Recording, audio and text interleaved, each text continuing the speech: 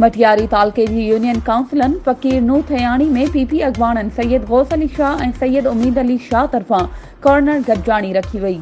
जंहिंजा महिमान ख़ास ज़िले काउंसिल मटियारी जो अॻूणो चेयरमैन मखदूम फ़खरुज़्ज़मा, यूसी चेयरमैन जो उम्मीदवार फ़कीर मोहम्मद लाइक नोपोटो, ज़िले काउंसिल जो उम्मीदवार मियां मोहम्मद शोरो ऐं ॿिया उम्मीदवार हुआ।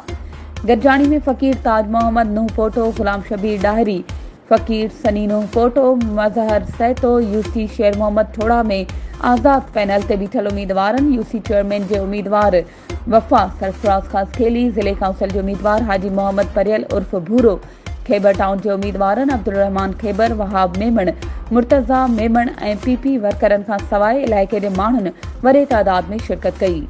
ज़िले काउंसिल मटियारी जे अॻूणे चेयरमैन मखदूम फ़खरुज़्ज़मा ख़िताब कंदे चयो त पीपी जी असल ताक़त ग़रीब अवाम आहे। यूसी फ़कीर नूह थयाणी जो अवाम तीर ते ठपा हणी असांजे उम्मीदवारनि खे कामयाब कंदो।